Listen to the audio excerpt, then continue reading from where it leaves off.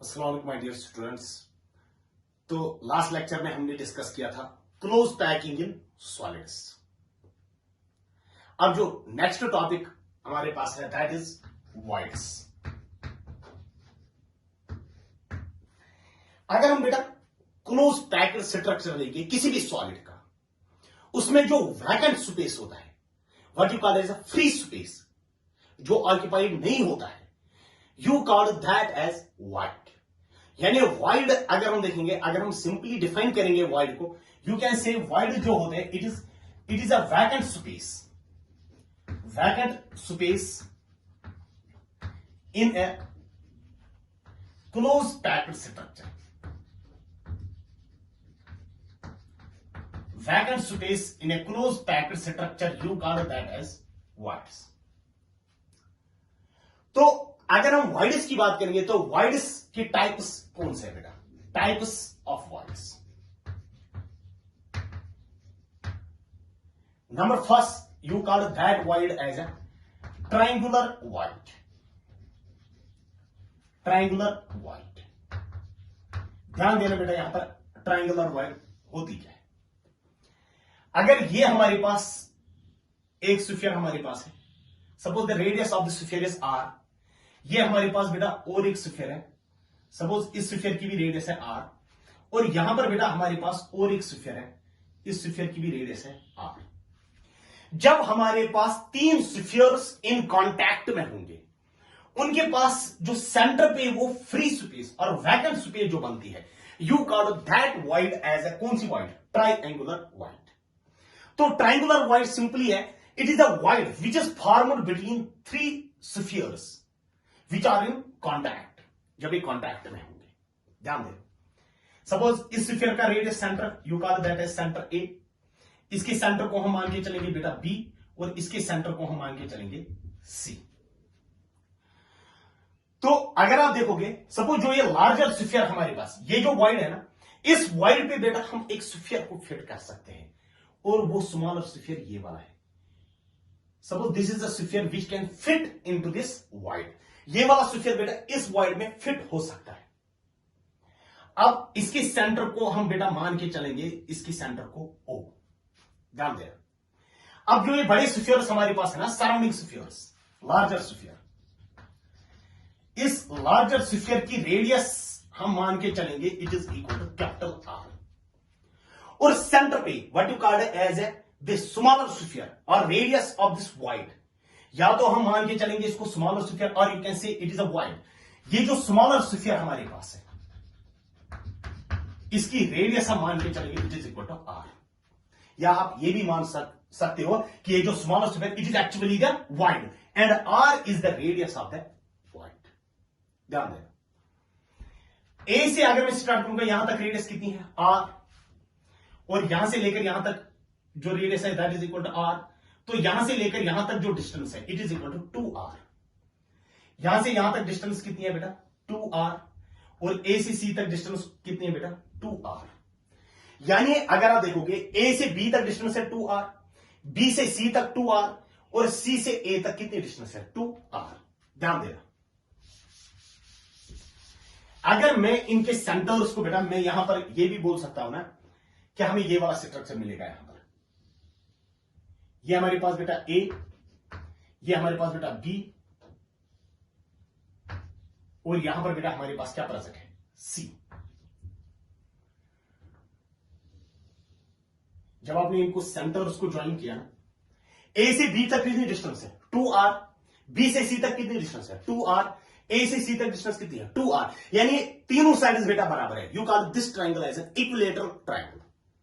और equilateral triangle में आपको पता है ये वाला एंगल कितना है? 60 डिग्री। ये वाला एंगल कितना है? 60 डिग्री। ये वाला एंगल कितना है? 60 डिग्री। और ये जो सेंटर हमारे पास है, कॉल दिस सेंटर है सेंटर ओ, ये वाला centre.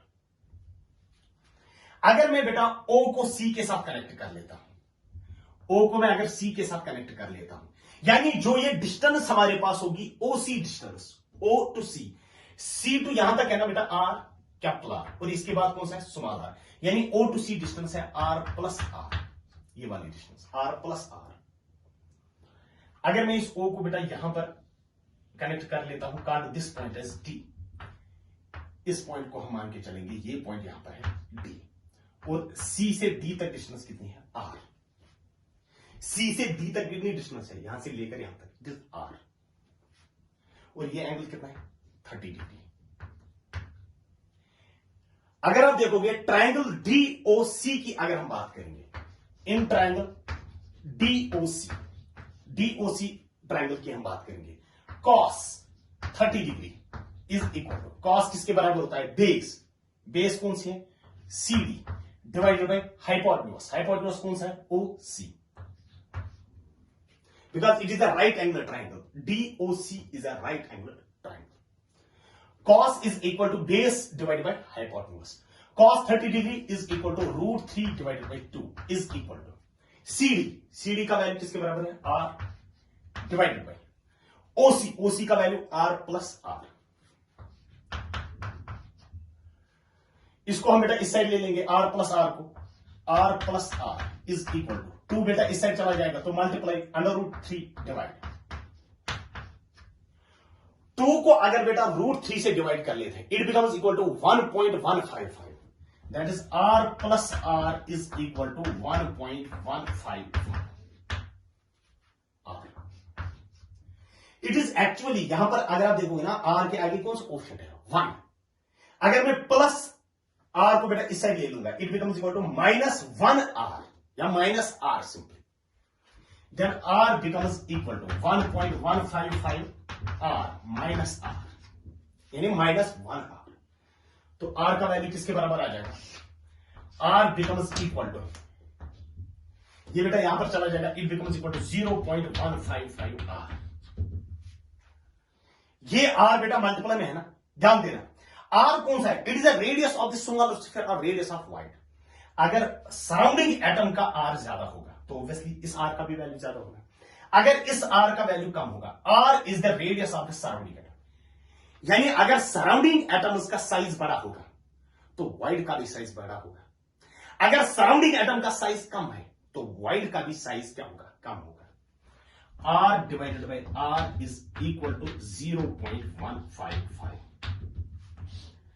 R divided by R is equal to 0.155, यानी radius of void divided by radius of the surrounding atom is equal to 0.155 in case of which wide, in case of triangular wide। ये हमने बेटा triangular wide की बात की। अब जो number second wide हमारे पास है, that is called as a tetrahedral void. Number second is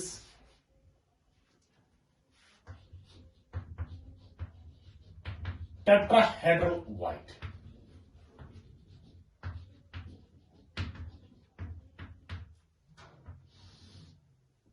tetrahedral void, ध्यान देना, अगर आप देखोगे सेंटर पे कौन सी वाइड है, ट्रायंगुलर वाइड। इन ट्रायंगुलर वाइड के ऊपर में अगर मैं और एक स्फीयर रख देता हूं, यानी इस ट्रायंगुलर वाइड सेंटर पे कौन सी वाइड बन जाती है बेटा, यहां पर ट्रायंगुलर वाइड। इस ट्रायंगुलर वाइड के ऊपर में और एक स्फीयर रख देता हूं, अंदर से जो वाइड बनी you call that void as tetrahedral void. यानी अगर आपको बोला जाएगा टेट्राहेड्रल वाइड कैसे बनती है, आप सिंपली बोलोगे सर एक ट्रायंगुलर वाइड हमारे पास होते हैं, उस ट्रायंगुलर वाइड के ऊपर अगर मैं और एक स्फीयर रख देता हूं, अंदर से जो वाइड बनेगी you call that void as tetrahedral void, उसको हम बेटा टेट्राहेड्रल वाइड बोलते हैं। अब अगर हमें ये टेट्राहेड्रल वाइड बेटा दिखानी होगी, ये कहां पर प्रेजेंट होती है, ध्यान देना, हम एक क्यूब बनाएंगे,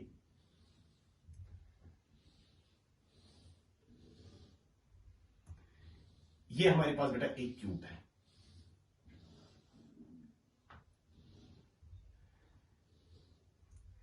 अगर इस क्यूब में आपको बोलूंगा क्यूब में टोटल में कितने फेसेस हैं, आप बोलोगे इस क्यूब में टोटल में 6 फेसेस होते हैं, 6 फेसेस, और टॉप वाले फेस का बॉटम वाला फेस अपोजिट होता है, इसका ये वाला फ्रंट वाले का बैक वाला अपोजिट होता है। कोई भी 2 अपोजिट फेसेस ले लो, आप टॉप वाला फेस ले लो और बॉटम वाला फेस ले लो, यानी ये वाला फेस और ये वाला फेस। अगर इस फेस में देखेंगे इसमें 4 कॉर्नर्स हमारे पास, 1 2 3 4, और बॉटम वाले फेस में भी कितने कॉर्नर्स हैं, 4, 1 2 3 4। टॉप वाले फेस के कोई भी 2 कॉर्नर्स आप ले लो, आपको कौन सी वाइड बेटा एक्सप्लेन करनी है, टेट्राहेड्रल वाइड। अब टॉप वाले फेस के दो कॉर्नर्स बेटा ले लो। चलो, एक तो ये वाला कॉर्नर हम लेते हैं और दूसरा ये वाला कॉर्नर हम लेते हैं। इस कॉर्नर पे भी बेटा स्फीयर रख देते हैं और इस कॉर्नर पे भी बेटा स्फीयर रख देते हैं, और जो ये बड़ा स्फीयर होगा इसकी रेडियस क्या होगी, आर। अब बॉटम फेस के भी आपको कॉर्नर्स लेने हैं, लेकिन यहां पर भी बेटा अपोजिट कॉर्नर, लेकिन वैसे अपोजिट इसका ये वाला है ना, ये आपको दो अपोजिट फेसेस लेने हैं, लेकिन जैसे अपोजिट आपने बेटा वहां पर लेना, उनके अपोजिट आपको यहां पर लेने। यहां पर बेटा आपने एक तो ये वाला लिया था, ये वाला, यानी ये वाला कॉर्नर और ये वाला कॉर्नर, इस बॉटम वाले फेस में उसके अपोजिट आपको लेने हैं। एक तो ये वाला लेना है और दूसरा ये वाला लेना है, यानी अपोजिट फेसेस के अपोजिट कॉर्नर्स। ये वाला स्फीयर, ये वाला स्फीयर, ये वाला स्फीयर, ये तीन स्फीयर्स बेटा इन कांटेक्ट में, इसके साथ ये वाला भी कांटेक्ट में, यानी ये चारों स्फीयर्स बेटा कांटेक्ट में है। अब तो मैंने बेटा कांटेक्ट में नहीं रखे इनको यहां पर, वरना हकीकत में बेटा ये वाला, because it is A 3 dimensional figure, ये वाला और ये वाला और ये साथ जो है, ये चारों स्फीयर्स बेटा कांटेक्ट में होते हैं। अंदर से जो वाइड बनती है, you call that void as a, कौन सी वाइड बेटा, टेट्राहेड्रल वाइड, यानी ये वाली वाइड जो है it is a tetrahedral void. ध्यान देना, ये जो वाइड होती है ना, ये वाइड बेटा इसके साथ भी कांटेक्ट में, इसके साथ भी कांटेक्ट में, इसके साथ भी कांटेक्ट में, और ये वाइड इसके साथ भी कांटेक्ट में, और ये चारों स्फीयर्स बेटा आपस में भी कांटेक्ट है, यानी इन चार स्फीयर्स का बेटा एक तो आपस में कांटेक्ट है, दूसरा इस वाइड के साथ कांटेक्ट होता है। ध्यान देना, ये वाला इसके साथ असल में हकीकत में ये वाला और ये वाला कांटेक्ट में होते हैं। यहां से लेकर यहां तक जो डिस्टेंस, अगर हम बॉडी डायगोनल की बात कर लेते हैं तो बॉडी डायगोनल का वैल्यू किसके बराबर होता है, √3a। इसके सेंटर और इसके सेंटर को अगर मैं यहां पर बेटा ज्वाइन कर लेता हूं, ये जो डिस्टेंस होते हैं it is √3 divided by 2a, क्योंकि ये हाफ ही होता है बॉडी डायगोनल का, सेंटर से लेकर यहां तक ये हाफ ही होता है, दूसरा हाफ बेटा यहां से लेकर यहां तक होता है। तो अगर आप देखोगे इसके साथ ये वाली वॉइड जो है ना, ये असल में इसके साथ कांटेक्ट में है। इसकी रेडियस क्या है, आर, इसकी रेडियस क्या है, capital R, R plus R is equal to √3 divided by 2a। a is the side of the cube, a बेटा जो होता है it is the side of the cube. असल में बेटा ये वाला और ये वाला भी कांटेक्ट में होते हैं। अब ये दो जब कांटेक्ट में है, ये वाला डायगोनल जो होता है, you call this as a face diagonal. Face diagonal का जो वैल्यू होता है, फेस डायगोनल a क्यूब में होता है √2a। ये इससे पहले हमने बोल दिया है, फेस डायगोनल का वैल्यू किसके बराबर होता है, a क्यूब में √2a। लेकिन असल में बेटा ये वाला आपस में कांटेक्ट है ना, ये दो कांटेक्ट में, इसकी रेडियस है r, इसकी भी रेडियस है r, मगर ये दोनों कांटेक्ट में है। Then can you write it as √2a is equal to 2r। असल में ये जो फेस डायगोनल है ना, it is equal to √2a, मगर असल में बेटा ये वाला कांटेक्ट में है, यानी फेस डायगोनल का वैल्यू किसके बराबर है, 2r के बराबर। Can you write it as a का वैल्यू किसके बराबर होगा, 2 डिवाइडेड बाई √2r। a का वैल्यू किसके बराबर आ जाएगा, 2 divided by √2r। Therefore can you write it as r plus r जो होगा that is equal to √3 divided by 2 into a का वैल्यू किसके बराबर है, a का वैल्यू किसके बराबर होता है बेटा, 2 divided by √2r। 2 and 2 will get cancel out।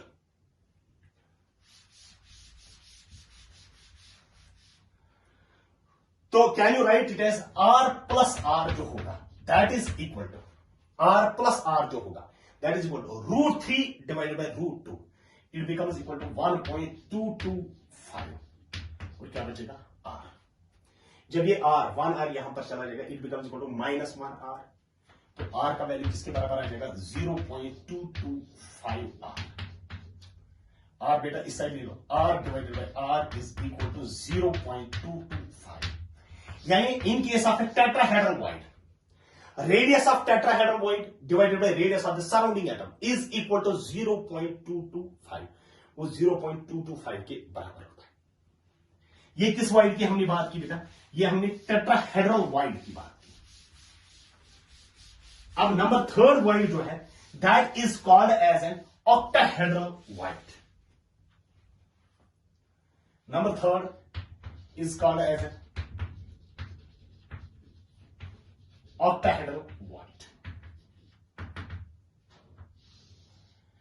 Already आपको पता है कि ऑक्टाहेड्रल वॉइड कब बनते हैं? जब हमारे पास दो ट्रायंगुलर वॉइड्स, एक ट्रायंगुलर वॉइड में कितने स्फीयर्स होते हैं? 3 स्फीयर्स। दो ट्रायंगुलर वॉइड जब ओवरलैप करते हैं, लास्ट टाइम भी हमने बोला था ये एक triangular void with apex upwards, ये ओवरलैप करेगा with a triangular void with apex downwards. जब ये आपस में ओवरलैप करते हैं ऑक्टाहेड्रल वॉइड इज फॉर्म्ड। यानी जब दो ट्रायंगुलर वॉइड्स ओवरलैप करेंगे तो कौन सी वॉइड बनती है? Octahedral void is formed. यानी एक ट्रायंगुलर वॉइड में कितने स्फीयर्स होते हैं? 3। दो ट्रायंगुलर वॉइड्स में कितने स्फीयर्स होंगे? 6। यानी octahedral void is formed by 6 spheres. ये ऑक्टाहेड्रल वॉइड बेटा हमेशा कितने स्फीयर्स से बनती है? 6 स्फीयर्स से। अब ध्यान देना, अगर ये हमारे पास एक स्फीयर है, ये हमारे पास बेटा दूसरा स्फीयर है, ये हमारे पास बेटा थर्ड स्फीयर है, और ये हमारे पास बेटा फोर्थ स्फीयर है। अब ये 4 स्फीयर्स हमारे पास इन कांटेक्ट में है। एक तो ये 4 स्फीयर्स, और ऊपर से और एक स्फीयर होगा, दैट इज 5th, और दूसरा होगा बोर्ड के उस साइड से, यानी 6 स्फीयर्स। एक तो बेटा ये 4 हमारे पास 4 स्फीयर्स, और एक स्फीयर बेटा टॉप पे है -5, एक बेटा नीचे से है, दैट इज 6। अंदर से जो स्पेस बनेगी you call that void as, कौन सी वाइड बेटा? You call that void as an octahedral void. उसको हम बेटा ऑक्टाहेड्रल वाइड बोलते हैं। Call this centre as A, call this centre as B, call this centre as C, call this centre as D. A से B तक distance कितनी है? 2r। B से सी तक कितनी डिस्टेंस है? 2r। सी से डी तक कितनी डिस्टेंस है? 2r। ए से बी तक कितनी डिस्टेंस है? 2r। और अंदर से जो वाइड बनेगी you call that void as कौन सी वाइड बेटा? 4 स्फीयर्स तो मैंने दिखाई, एक तो बेटा टॉप से होगा, दूसरा बॉटम से होगा, दैट इज 6। अंदर से जो वाइड बनेगी you call that void as an octahedral void. अब इस ऑक्टाहेड्रल वाइड का बेटा जो radius will be that will be equal to r, small r। असल में बेटा एक तो ये 4 स्फीयर्स, और एक स्फीयर है बेटा टॉप पे, एक स्फीयर है बेटा बॉटम पे, दैट इज 6 स्फीयर्स बेटा। क्योंकि octahedral wide is formed by how many spheres? 6 spheres. अगर मैं इन दो को बेटा कनेक्ट कर लेता हूं, डी और बी को कनेक्ट कर लेता हूं, अगर हम बेटा ट्रायंगल, इन ट्रायंगल, किस ट्रायंगल की हमने बात की? बी सी डी, ये हमारे पास एक राइट एंगल ट्रायंगल है, तो पाइथागोरस थ्योरम में अप्लाई कर सकते हैं। BD square that is hypotenuse square is equal to BC square plus CB square, BC square plus CB square. BD, ध्यान देना, B से लेकर D तक डिस्टेंस, यहां तक कौन सी डिस्टेंस है? R। यहां से लेकर यहां तक कौन सी डिस्टेंस है? It is small r, r plus r that is 2r। ये वाली डिस्टेंस कौन सी है? r। तो यहां से B से लेकर D तक कौन सी डिस्टेंस है? r plus r that is 2r plus 2r, that is 2r plus 2r का square is equal to DC, it is r, और यहां पर भी r, दैट इज 2r का स्क्वायर, 2r का square plus CB, r plus r that is 2r का square. यही है ना? ध्यान देना, अगर मैं 2 और 2 यहां पर कॉमन निकालूंगा तो 2 स्क्वायर, ये भी बन जाएगा 2 स्क्वायर, ये भी बन जाएगा 2 स्क्वायर। तो 2 square and 2 square will get cancel out. यहां पर क्या बचेगा? r प्लस r का स्क्वायर इज इक्वल टू, यहां पर क्या बचेगा? खाली r स्क्वायर, यहां पर भी क्या बचेगा? r square. यही होगा ना? ध्यान देना, r प्लस r का होल स्क्वायर, क्योंकि 2 स्क्वायर और 2 स्क्वायर हमने कॉमन निकाला था, इज इक्वल टू 2r का स्क्वायर। यही होगा। जरा मुझे एक बात बताओ बेटा, अगर ये स्क्वायर हम बेटा इस साइड चला जाए तो ये क्या बन जाएगा? यहां पर रूट, ये √2 बन जाएगा, और ये square and root will get cancel out. ये r plus r will become equal to √2r। यही बन जाएगा ना?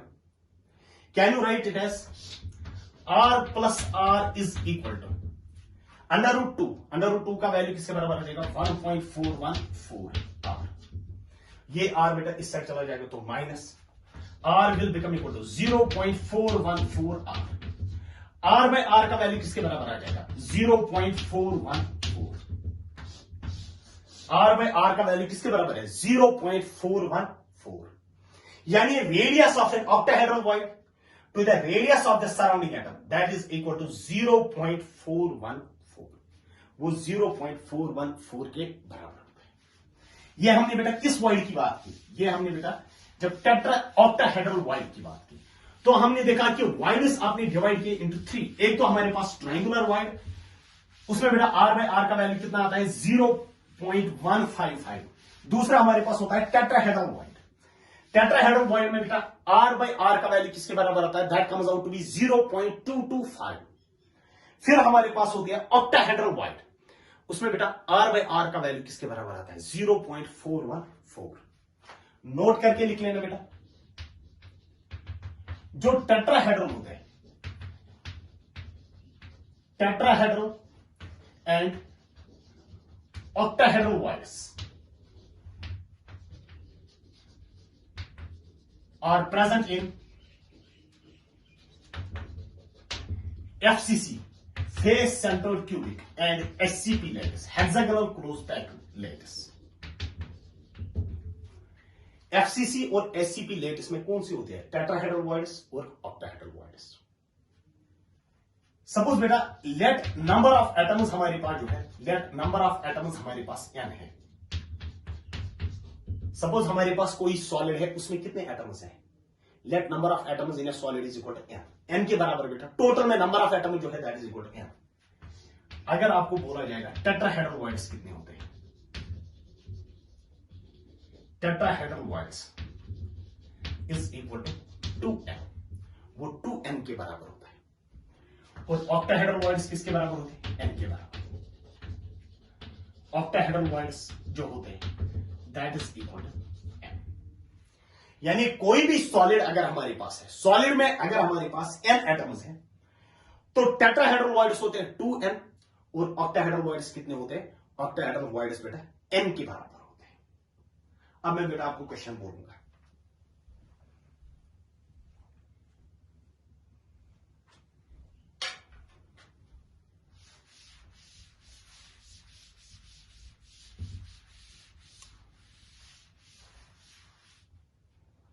ध्यान देना। A solid is made up of elements A and B। एक सॉलिड में बेटा दो एलिमेंट्स हमारे पास, कौन कौन सा बेटा? A and B। A atoms undergo FCC packing। A atoms बेटा जो होते हैं they undergo which packing? FCC packing, face central cubic packing. B atoms occupy all the tetrahedral wires, occupy all the tetrahedral wires। B atom जो होते हैं, B atom सारी tetrahedral voids को बेटा ऑक्यूपाई कर लेता है। B atoms occupy all the tetrahedral voids. Find the simple formula, find the formula of the solid.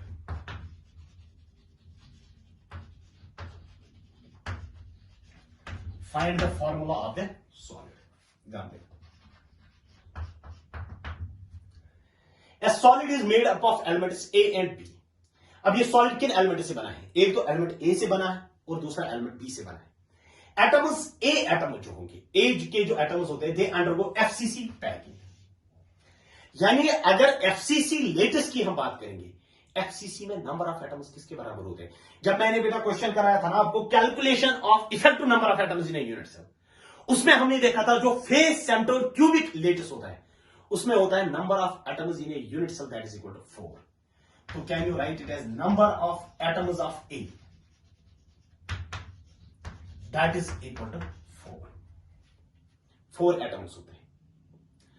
तो अगर मैं टोटल में हमारे पास कितने ए के एटम्स हैं? 4। तो जरा मुझे बताओ tetrahedral voids TB, tetrahedral voids कितने होंगे? 8 और ऑक्टाहेड्रल वॉइड्स कितने होंगे? 4। If n is the number of atoms 2n होते हैं टेट्राहेड्रल ऑक्टाहेड्रल कितने होंगे बेटा? n, that is 4. b atoms occupy all the tetrahedral b atoms, b के एटम्स कहां पर है बेटा? टेट्राहेड्रल पे. तो टेट्राहेड्रल कितने हैं? 8. और 8 के 8 जगह कौन सा बैठा हुआ है? b. therefore can you write it as number of atoms of b? number of atoms of b is equal to 8, क्योंकि b किसमें बैठा है? टेट्राहेड्रल में. तो फॉर्मूला क्या होगी सॉलिड का? a is to b. a कितने? 4. b कितने? 8. 4 1 r 4 2 r. That is solid की फॉर्मूला होगी AB2 is the formula of the solid.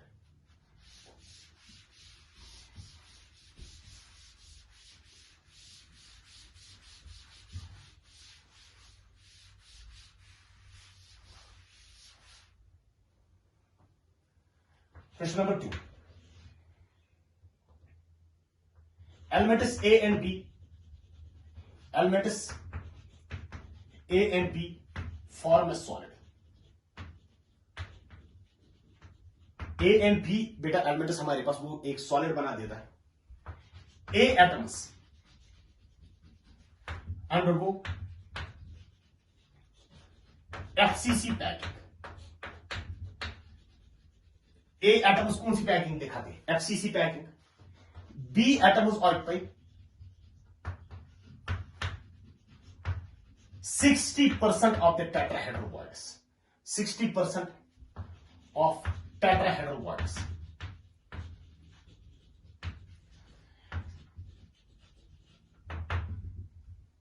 Find the simple formula of the solid. Find the formula of the solid. Find the formula of the solid. ध्यान देखो.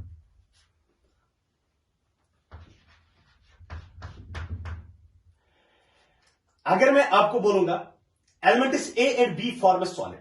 ए atoms undergo FCC packing. Atoms A बेटा कौन सी packing देता है? FCC packing. यानी simply you can write it as number of atoms of A. Number of atoms of A that is equal to 4. 4 बेटा ए के एटम्स हैं. अगर हमारे पास एटम्स ए है तो टेट्राहेड्रल बॉन्ड्स कितने होंगे? 8. ऑक्टाहेड्रल बॉन्ड्स कितने होंगे? Octahedral bonds is equal to 4. Simple. अब सारे टेट्राहेड्रल बॉन्ड्स तो ऑक्यूपाई नहीं है. B atoms occupy 60% of the tetrahedral bonds. यानी टेट्राहेड्रल बॉन्ड्स कितने हैं? 8.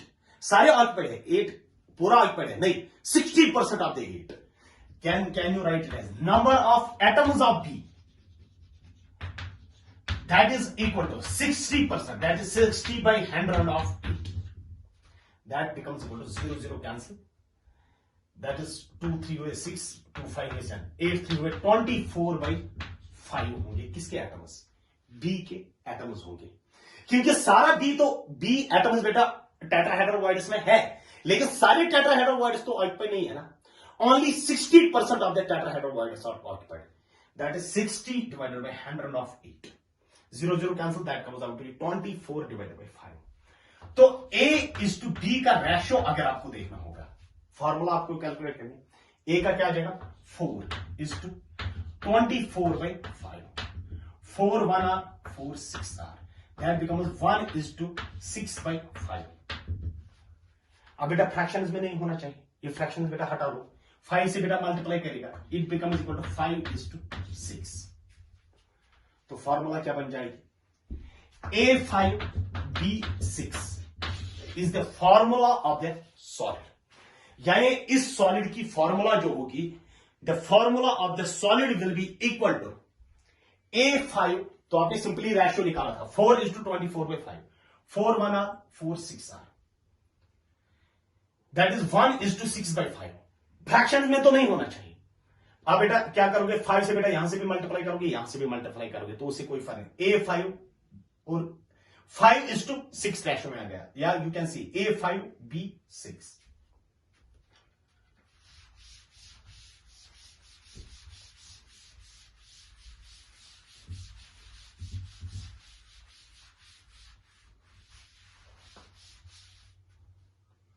Question number 3.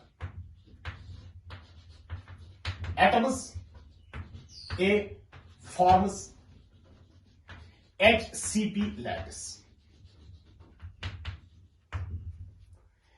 ए के एटम्स कौन से लैटिस बनाते हैं? HCP, hexagonal close packed lattice. B atoms occupy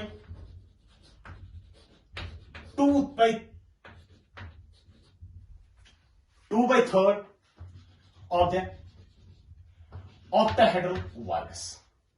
B atoms बेटा कौन से वायरस ऑक्यूपाई कर लेता है? 2/3 of the octahedral virus।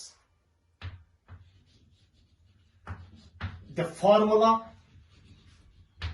of the solid is, आपको बेटा सॉलिड की क्या बतानी होगी, फॉर्मूला क्या होगी।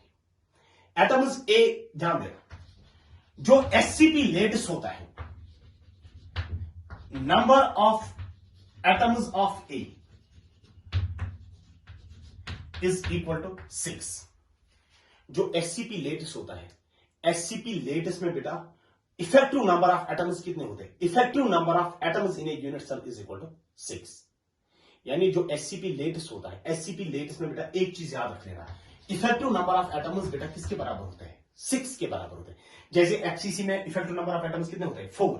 प्रिमिटिव में कितने होते हैं? 1। इसी तरीके बॉडी सेंट्रोइड क्यूबिक में कितने होते हैं? 2। एचसीपी लेटिस में इफेक्टिव नंबर ऑफ एटम्स कितने होते हैं? 6। अब नंबर ऑफ एटम्स ऑफ ए किसके बराबर है? 6। टेट्राहेड्रल वायरस किसके बराबर है? 12 के बराबर। ऑक्टाहेड्रल वायरस किसके बराबर है? 6 के बराबर। अब सारे ऑक्टाहेड्रल वायरस ऑक्यूपाइड नहीं, अगर n होगा ना, ये 2n के बराबर होगा और ये n के बराबर होगा। सारे ऑक्टाहेड्रल वायरस ऑक्यूपाइड नहीं, कितने ऑक्यूपाइड वायरस है? 2/3, 2/3 ऑक्यूपाइड है। किससे बेटा? बी से। यानी can you write it as number of atoms of B, number of atoms of B is equal to 2/3 of 6। That is equal to number of atoms of B किसके बराबर है? 4 के बराबर। ए के एटम्स कितने थे? 6। तो फॉर्मूला क्या होगी? ए इज टू बी, ए की कितने हैं? 6 इज टू 4। 2 3 are 6, 2 2 or 4। यानी formula of the solid will be, A की कितनी है? 3 और A3 B2। The formula of the solid will be equal to A3 B2। A3 B2 will be the formula of the solid।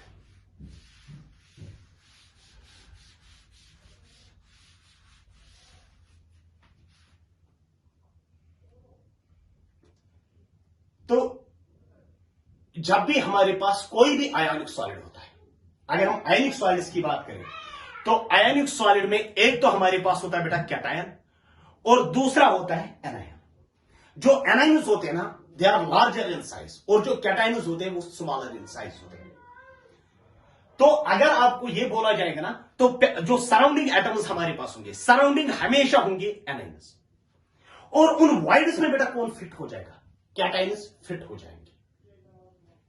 Next जो हमारे पास है, that is called as a radius ratio. Radius ratio क्या होता है? Radius ratio is the ratio of the radius of the cation,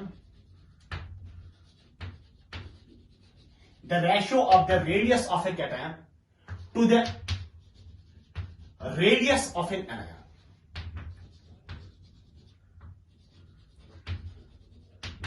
ratio of the radius of the cation, यानी ratio of the radius of the cation to the radius of an anion R positive by R negative, जो called this ratio as radius ratio. इसको हम बोलते हैं बेटा radius ratio. अब जो next हमारा टॉपिक होगा, that will B defects in solids, वो हम इंशाल्लाह बेटा नेक्स्ट लेक्चर में देख लेंगे।